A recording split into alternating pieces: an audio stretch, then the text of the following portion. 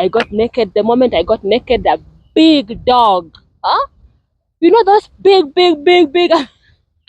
American dogs, it came, and it had this his whole dick outside. I don't know, and I don't really care. And I don't give a damn. Tukakutana na Lin Ngugi, by the way. Do ya hiyo, because nikamwambia, Lin, you know what I want to do? I want to quit what I'm doing. Okay, Trump sana ana target. He's targeting a lot of people that are crossing the border illegally, and they deported me naked, basically. Ningoja kwa prison gate. Sasa venye mimi nafurahia hivi nimepata freedom, ndio hiyo nawekewa tena handcuff. And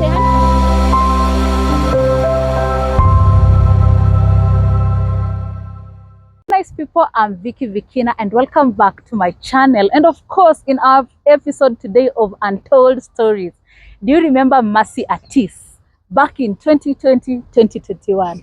Mercy Attis. Hey Vicky, how are you? I'm fine, how are you? I'm good, good to see you, girl. Hey, I would remind my people that song you trend now back in 2021. I don't know, and I don't really care. And I don't give a damn. Do you give a damn? Mercy, yani ujacha vituko za 2021-2020. Vituko ni za milele, baby girl. Kindly introduce yourself to people who might not know who you are. Okay, so hi ladies and gentlemen, and thank you so much for tuning in. My name is Mercy Attis. I am a girl from Siaya County. I am a mother of 2 wonderful boys. I'm a singer, songwriter, and an author. And I'm very, very happy to be here today. And what do you do for a living? Okay, so I write books, I sell skincare, I tell stories. Yes.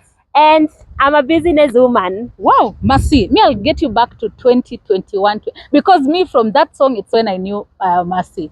All of a sudden during COVID, up 2021, we saw Mercy releasing her songs. I don't wanna give her Wakenya wanamtusi wanamwambia ni Mercy soyo nini unaimba. Are you okay? How was that back in 2021? Is it something that you ulikuwa unafanya to entertain Kenyans since most Kenyans at that time walitaka entertainment, or what was happening? I actually wrote that song. I was directing it to specific people and I didn't know it was going to go viral. So ulikuwa unaandika wimbo ukijua kuna watu nataka nataka ni waume. Kwani ulikuwa umeheartbreakiwa? Asikuwa nimeheartbreakiwa. I had a bunch of women who were like gossiping. Atis, she said, he said, then they say, like somebody telling you they said this about you, and I'm asking, what did you say when they were saying that? So that is how I came to tell them that I don't care what you said, what she said, what they say, I don't give a damn. And of course from that the song went viral, people were talking. Of course ulikuwa na watu wanakupenda, and of course there are also haters who are trying to troll you on social media saying that, you know what, Mercy, you don't know how to sing, you were back to nyumbani. How was it for you that time? Oh, at first it was very difficult because I had never been trolled so much online. It was very difficult, but I learned something. You know, that was the time I was supposed to release a product to sell. You know, I was trending in Kenya for like 6 months. So I want to advise, you know, the people that are watching that when you are trending, that is the time to sell. Use the opportunity. Use the opportunity to sell. So I took too much time feeling bad about the trend when I should have focused on selling something. So yes, that is the lesson I wanted to learn. And right now, okay, after that I was okay because I was like, anyway, somebody reminded me, you just sang, you don't give a so why are you giving a I'm about the trolls? So I've reached a point in my life now where I don't really care. So are you saying you didn't benefit totally from the wave that you got back in 2021 with that song? Oh my God, I can say that I benefited because after the story came off, a lot of Kenyans in diaspora helped me to open a business. But you see that I lost that business again. Yes. However, from the song, there's a Nigerian who stole my copyright on TikTok. You know, TikTok, I had over 1 million videos with that song. I was never paid a single dime. Also, my song was used in American television show called Friends. They never paid me. It was used in a Nigerian movie. What? They never paid me. So yeah, from the song, only the small payments from YouTube. You're telling me by that time you had relocated to the US? By that time you are in US or you are in Kenya? I was in Kenya, but Americans, the song even hit America. Yes, Americans, yeah, yes. more. Yeah. So they used the song in a comedy show. Yeah. Okay. And by that time, the fact that you are trending, I saw ulikuwa umeamua, you know what, I'm going to be a musician. You wanted to release another hit. Did it work? I released several songs after I Don't Give a Damn. Yeah. However, no song has ever topped it. I have really tried. Many people only know that song. Yes. But I have almost 50 songs. 50? Yes, I have almost 50, yes. What? Yes. There's another one that I released. Corona, go away. That one also trended a little bit. Yeah. Yeah, there's Mombasa Raha. There's so many songs. Yes. If you go on my YouTube channel, you can see them. I am still looking for a song that will beat I Don't Give a Damn. And I hope this is the year, 2025, that I'm finally going to release that hit song. But are you going to be okay again with more of the trolls? Because what was your worst moment when it comes to the trolls online? When it came to the trolls, was just like some people saying, oh, you need to go hang yourself, you know. What? Yes. People are saying, go kill yourself. People are saying, you need to be, I don't know, shot. Just very mean A lot things. Of negative stuff. A lot of negative things. So my worst moment was, hey, feeling like you're nothing. Like, yeah. But my best moment was when I realized that I actually don't give a damn. Did you work with any artists at that point? Did you meet any celebrities? You know, oh gosh. Let me tell you, girl. Tell me. It is so crazy because, you know, that is the time that I met Kina Jalango. Mwakideu. Yes. Remember I met Lin Ngugi. Yes, Lin, yeah. Yeah, I remember I met Lin Ngugi. I met so many of those. But at the end of the day, they all told me they don't give a What? That is what they told you. So now they don't. Yeah, I'm not in touch with any of the celebrities. The only person who stood with me at that time, who is still talking to me, is a lady named Lily Richards in the US. But Jalango, since he became MP, kukakuwa kubaya. And of course, the wave came, ikaisha, and all of a sudden people are wondering, where was this Mercy? Alikuwa amesema, you know, she's going nowhere. Kenyans are going to see her. But all of a sudden, kapotea. What happened?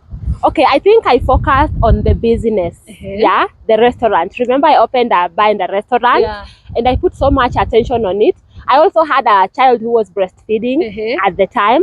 So my attention was divided between the restaurant and the child feeding, which I regret. Now I want to advise you, if you are trending, that is the time to release hot stuff on the internet. Yes, if I were to do it again, I would not open a restaurant. And people by then used to think you're a rich kid, you know, just have money, that's why you don't care what you're doing. Is it true? Or are you a rich kid? I'm going to be rich this year, baby girl. Amen. This is the year I'm going to be so rich. I was never rich. That is why people were going on Nichangia. I was doing some things online. Did you hear those rumors? Yeah. You heard those rumors? So I was doing those webcam stuff. I reached a point where I cannot do it anymore because now, come on, girl. Webcam meaning ulikuwa OnlyFans. Sama hizo ni vitu gani? Nilikuwa CB. Hujaisikia CB? Hujaisikia CB? No, I've never had. Hebu nichanue. Hebu nichanue. CB ni ile ya kuonyesha wazungu tits na what? Mercy. I was doing it. I was making good money. I was making like 600k per month. While in Kenya hapa in bado. Kenya hapa, yes. But eventually nilichomewa, nikaquit. I had women that were working for me. Nilikuwa nafanyiwa na kama wasichana 20 in Nyali, yes. So you just video call with that kamzungu, unamuonyesha mali. You go live, they pay you fast, they give you tokens. What? They give you tokens, Mi nikifanya peke yangu nilikuwa na make at least 200 to 300,000 per month. Goodness. Yes. So nilifika hiyo venye nilianza kutrend, I was like, I don't want to do this anymore. Because wataanza kunitrendisha nikiwa tena uko uchi sasa. And yet already people know who Mercy Attis is. Yes. So that is the time, hapo ndio ilifanyanga tukakosana na Lin Ngugi, by the way. Do ya hiyo, because nikamwambia, Lin, you know what I want to do? I want to quit what I'm doing. Because I remember by that time Lin was trying to advise you on which, you know, way to take. Tell us more. So nikamwambia Lin Ngugi, you know what I want to do? I want to quit kenye nafanya, nisaidie kutafuta job yenye at least naweza nisaidia kusustain watoto. Akaniambia, come and share that on my second interview. Nikamwambia, Mimi niambia Wakenya na stripping online. Si nitapigwa mawe. And she was like, just come and do the second interview. Unajua? Acha tu. Hata nisiseme. But aliendelea, and then she brought people that I was working with. Alikuwa anataka kunianika. Or like expose or something. She wanted to expose me for working online. Nilikataa hiyo second interview. So hapo ndio tulikosana kabisa na hatujawahi ongea. What? Now of course watu wanaanza kusahau Mercy kidogo. Mercy of course uko job yako. All of a sudden we are seeing Mercy ako US. You are being deported. Sijui nini. Hebu take us through the journey. What happened? How did you now land yourself? You are like history na webcam. Achana nayo. Let me go to the US. Try to do this and that. Tell us the journey. Actually webcam it was after nikishatoka. Nikishatoka US. Now tell us how you got yourself to the US. I got to the US on a student visa, F1 visa. Yeah, F1 visa. I got what I thought was a full scholarship. Nikaenda Arkansas. Arkansas. Yes. And there I had to learn how to be Americanized. Yeah. Like, can I have a glass of water? A cup of tea. Yeah, a cup of tea. My name is Mercy. Mercy. So yes, I went to America on a student visa. Na sikumaliza shule. Sikumaliza shule because international tuition is really high. It's 3 times the tuition. Yeah. That is why nimeandika kitabu. By the way, tell us more about the books, because I always see on TikTok una post that she has a book. Tell us. Yeah, so this is my book. It's called American Dream Mayor. It talks about the whole of American story. Oh wow. Yes. Sasa hii tu ni story ya majuu peke yake. Yes. And I talk about the stories very openly, very honestly. I tell you what I did wrong, what was done to me wrong, and I don't hide anything. If you want to buy this book, you can, if you're in Nairobi CBD, you can get it from Nuria, Nuria bookstore or Kibanga bookstore. Ama you can order directly from me. My WhatsApp number is 0708 5188 22. Yes. No, hatutaki tuseme glimpse yote ndio imalize utamu iko kwa hii kitabu, but you can just take us through briefly. You got into the US, you're a student. Now what happened until you got deported? Okay, so very briefly, after I got to the US, I found out that there was no scholarship, and I had to sell books and magazines door to door. Yeah. So every day I had to knock on the books and recite a script and ask Americans to donate money for my schooling. Yeah. But after I did that for almost 1 year. I never went to any classes. Eventually, I ran away. What? Yes. After 1 year, I never went to any school. Now, by this time, your parents are not asking you, mbona wako shule Masio? What is happening? My mother was already dead when I went to the US. My father was old and not really having a phone. So yeah, I told my family that I was not going to school. But then from Arkansas, I relocated to Dallas, Texas. My goodness. Yes, to Dallas. With the F1 visa. Student visa. Yes, F1 visa. Yes. I was lucky because I got my social security number. I got my driving license in America. Wow. Yeah, I learned how to drive. Yes. I got my Arkansas ID. So I had the document that I could work with. So I did elderly care. Hiyo kupanguza mavi ya wazee. What? How much do they pay people for that? They pay good money actually. How much? They pay per hour. At the time they were paying me $12 per hour. And there's a lot of overtime, there's a lot of weekends. So yes. So they pay good money. Yeah. Yeah, that is how I was able to buy my car in America, Dodge Neon. Yaani Masi ulikuwa unaendesha gari? Nilikuwa naendesha gari, imagine. Alafu sasa gari ilibaki US. Now life is taking you well in the US. Hadi umenunua gari. When did the rain start beating? The rain started beating when I relocated. You know, if you go to America, just take in the state mali umeenda. Mambo ya kurelocate from Arkansas to Dallas, from Dallas to New Jersey, from New Jersey to LA, from LA to Las Vegas, from Las Vegas to prison. Yeah, so it was the movement that really caused me to suffer like that. Yes. Is it a problem moving from one state to another? It is not really a problem, but in America they track everything. They track your address, they track where you live, they track where you work, So the more you move, the more you destroy your credit history. I see. So life becomes harder and harder if you keep relocating all the time. So after praying, the state caught up with you, relocate nini, what happened? I ended up eventually in California, where I tried to become a movie. What kind of a movie star? I tried to become an actress like Lupita Nyong'o. Yeah. So I took some acting classes. I did some extra work. Ja Judy, Ja Joe Brown, America's Got Talent. Yes. I did that, but extra work means like you are sitting in the audience and clapping. You know, in America, when you're watching American TV shows and you see people clapping, it is organized. Like there's a director that is directing people to clap. So I did some extra work, and it was not enough to sustain me because LA life is very expensive. Like a bedsitter, when I was there in LA, the cheapest bedsitter is like 100,000. 100 G's. Kenya shillings, yes. What? So yeah. So after I ended up homeless, that is when I ended up in prison. Wait, becoming a movie star, is it normal ama kuna jobs ulikuwa? Unajua movie star in US na manisha mengi. There are people who are acting with dogs, blah blah blah. I saw that story. Yes. Did you end up sleeping with a dog, Mercy? I never slept with a dog. I was in a situation where it almost happened. What happened? But it never happened. What happened is that I was working as a strip dancer in LA, in Hollywood actually. Yeah. And this white man came to the club and told me, oh, I want us to go and I want to take you somewhere where you can make a lot of money, like $5,000. So, you know, when I had $5,000, that's like 600,000 Kenya shillings. So I went with him blindly, and I found myself inside a porn studio. A porn studio? Yeah, I had never thought of doing porn in my life before. Yes. I came from the village, so I had never even seen porn. Yeah.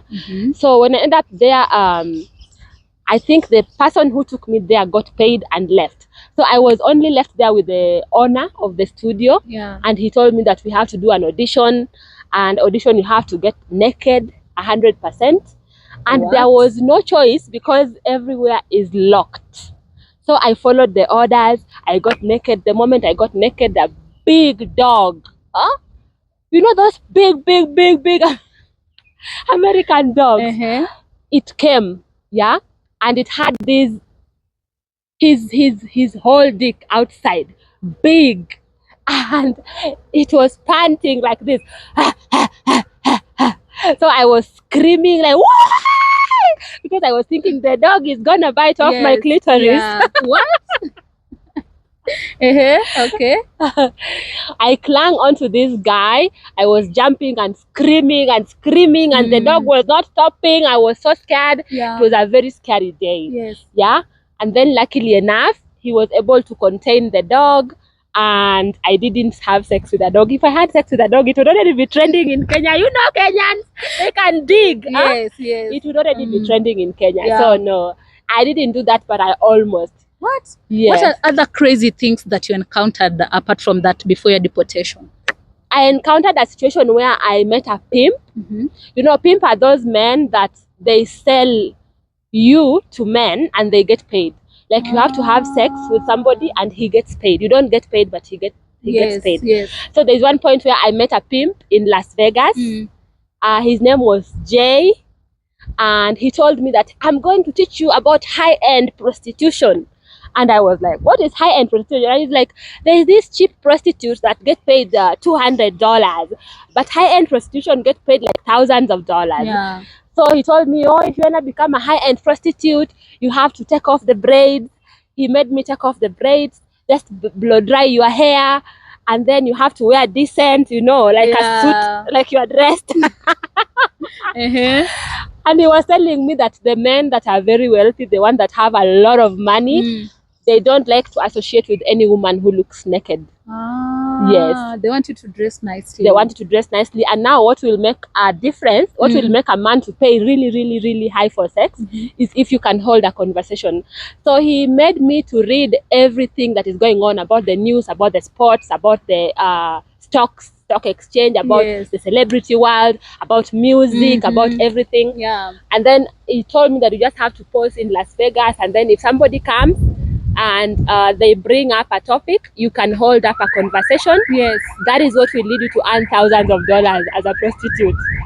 So he said real prostitutes, they don't look like prostitutes, they don't dress like prostitutes. Yes.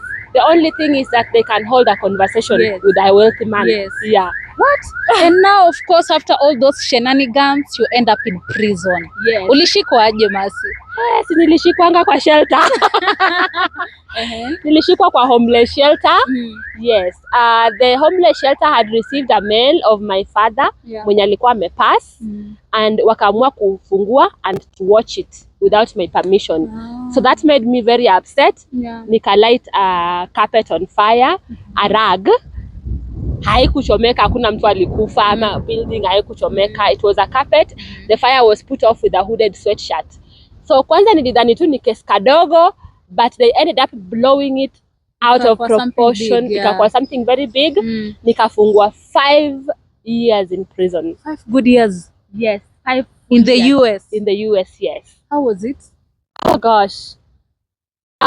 In the beginning I used to cry a lot. Nilikuwa nalia, nasemanga I was crying. Nilikuwa nalia hadi nasemanga machozi yangu inaweza jaza tangi ya maji zile kubwa kubwa. I used to cry a lot until I reached a point when I was like, this crying is not helping me at all. Yes. So I became very tough. I became very rough, very ruthless, very abusive, verbally, and I became like, I don't care. I would talk to the officers anyhow. I would resist everything. Yeah, like when they told me to wipe tables in the dining room in prison, I told them we have tables in Africa.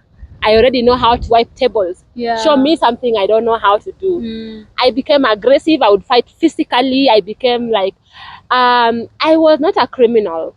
I was just somebody who made a mistake. It was my first offense. And so when you put somebody who is not a criminal in prison, it doesn't help them. It only worsens. So for me, prison was taking away my humanity from me, and it was just making me to become like completely another person. Like another person. Every word was like, fuck you, fuck it, fuck that shit, asshole, motherfucker. Like that is the language that I adopted, and I became like, I don't give a shit about nobody but myself. Yeah. What? Crazy things that happen in the prison. Wanasemanga jela maju ni better. Kawe ni safara huku. Heri wende ukae huko. How was the experience there? Well, jela ya maju, sometimes some conditions, because you get unapata food. You get good food. You can wear your clothes like jeans, t-shirt. Really? Inside. Unless kama unaenda visiting, then you have to wear your prison clothes. Our prison clothes ilikuwa kama tops za blue, cotton, light blue, alafu na dark blue pants. So hizo tunavaa tu kama tunaenda visiting ama other occasions. Otherwise, when you are in the prison, you are more like you have your own TV, you have your own radio, you have your own the only thing ni lesbianism imeja. Women fucking women left, right, center. Ndiko mingi sana. Yes. What? So those were the crazy moments. It came to your 5th year, and then now what happened that uliekwa kwa ndege urudi Kenya sasa? After my 5th year, I thought, nimeserve time. You know, I'm getting released. I'm going to start my new life in America. On that day, there were the people in America, volunteers who are in the gate to pick me up. On the other side, there was ICE. ICE is immigration. Saizi wenye Trump anawatumia kufukuza watu. How? Waliningoja kwa prison gate. Sasa venye mimi nafurahia hivi nimepata freedom, ndio nawekewa tena handcuffs. And they handcuff you sometimes in the hands, in the legs, in the waist. At this point, you're not asking, what about my properties? I had a car, you're not asking them. You're asking them, but do they care? They don't care. They're taking you to immigration jail. So immigration jail, I began another fight for another 8 months. 8 good months. 8 good months. I was my own lawyer. I have stood and represented myself in American court of law. I know a lot about immigration law in America. Because I had to go into the law books and read about immigration law. Hata venye nilirudi Kenya nilikuwa nataka kukuwa immigration lawyer. Because unaelewa. Yes. So after 8 months, I lost the fight. I went on a hunger strike and they deported me naked basically to Kenya. Kwani how was it? Is it that ulikuwa una struggle, utaki kuenda ndo akudeport naked? Sikuwa na struggle, nilikuwa hosi. I was very weak. Sikuwa nimekula 2 months. Yeah. You know. So I don't understand why they couldn't bring nguo nivae. Sikuwa na nguvu ya kufight. Mtu hajakula 2 months. I know you are wondering niliishi aje bila kukula 2 months. Walikuwa wananifeed na pipes. They were feeding me with the pipes and those things that look so ugly. If you see them. And then I had a lot of IV fluids. So the day that they deported me, they just came, they pulled out the pipes, they threw them in the dustbin, they pulled out the IVs, they threw them in the dustbin, they bundled me up. They didn't even tell me where we were going. Was that during Trump time? Or it No, was Biden? Obama. Oh, it was Obama? I was deported during Obama. Yeah. Yes. So they bundled me up and they put me in an aeroplane. Very dehumanizing. Very dehumanizing. But then how is that feeling? You know, many Kenyans I know and other people from different countries are being deported right now. Yes. You know, after Trump took over. How is the feeling ukiwa kwa ndege unarudi home? You even don't know where to start. Well, it is not easy when you get home at first. You are in denial. Hawezi amini uko Kenya. Ndege inashuka hivi uko airport. Yes, you cannot believe you are back home. Yeah. After denial follows, you want to go back. You want to change your documents. By then nilichukuanga passport ingine na jina ingine. Nataka kurudi tena. Nikaamua nisirudi tena. Yeah. What? So after denial takes a long time. So during denial, it is also crazy because the family huwa hawaelewi, you know. Yeah. The family wenye wanakureceive huku Kenya, they don't understand. They are blaming you, you know. You are blaming yourself, they are blaming you. So it is very difficult to adjust. Mimi naomba mtu asideportiwe Aki. Sindio. It is not good. Yeah. But what is your take on the current deportation that is taking place in the US? Okay, Trump sana ana target. He's targeting a lot of people that are crossing the border illegally. He's especially mostly the Mexican border. Yeah, the Mexican, the Hispanics, especially. There's a very small percentage. You know, Africans go to America legally more than 90% of the time. Yes. So, but they run out of status. Wakishafika huko kama mimi, my student visa ili run out na sikurudi. Yeah. So I really think that I wish African lawyers in America could come together and make an appeal to renew the visas. Because the Africans are not really illegal. They have just run out of status. Yeah. So I wish Africans wangeungana so that they can make like a general appeal to renew those visas. What? That's crazy. But right now you are good. Maisha inaendelea fiti. You have a book here. Yani, how is life so far? So God is good all the time, and all the time God is good. I have seen a lot of God's grace in my life. And I have a lot of hopes for this year. I don't have a boyfriend, but I know I'm gonna get married this year. Utamtoa wapi kama unaenda kuolewa surely must. Sijui nitamtoa wapi, si ananiona sahi. So yeah, I have a lot of hopes for this year. I have learned to put my trust in God. And I just want to really reach out to young people, especially young women. I want to be that light that shines for young women. And I want to tell them that you can always pick up again. Even after you fall, the human spirit is so resilient. For sure. My message to the world is don't give up no matter what. As long as you are still breathing, there is still hope. Don't give up. In this life, don't give up. And don't just sit at home waiting for a miracle. You have to also put yourself out there. Kama unataka mzungu, you have to get on the dating website.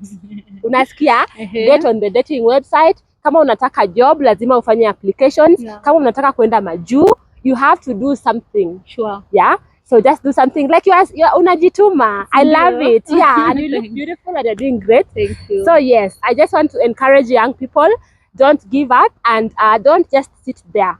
Don't just scroll on social media from morning to evening waiting for a miracle. Yes. Do something. Do something. Would you love to go back to the limelight, pursue music? Is there, celebrities or artists wenye unaweza taka kushike mkono? Wenye pengine umeona like, if I meet this person, I think atanisaidia sana. Wow. Oh, there's no I think I answer. really tried to meet a lot of celebrities when I was on the limelight. But right now, as of 2025, or you don't want to associate yourself with the limelight? As of 2025, I want to do an album this year. I am leaning more towards maybe I want to give speeches at universities. Okay. Yeah. I want to give speeches I want to visit different institutions, different universities, give speeches, do albums. I mean, a music album. Yeah. But I really feel like my mission in the world is to reach out to younger women, 18 to 35. That is my yeah. That is the people I really want to meet, like you. Okay, now Yes. I get. Okay, Yes. okay. Mercy, in case you've not forgotten anything, talk to your fans, tell them how they can support you, reach you, and all the social media pages. Okay, so thank you so much for tuning in, for watching. This is Mercy Attis, and if you want to reach out to me, please, you can reach out on my WhatsApp 0708 518822. I sell books. I sell skincare products. Oh, wow. Yes, natural skincare. You can notice I have no makeup. Yeah, I'm seeing. Yes. Your skin in a glow. Thank you. Yeah. I sell skincare products, natural. I sell books, and I sell my music. Wow. So reach out to me on my WhatsApp or follow me on social media, on YouTube, on TikTok, on Instagram, on Facebook. All of it is Mercy Attis Official. Mercy Attis. Thank you for tuning in. God bless you. Welcome, girl. Thank you so much for also creating time. I don't take for granted.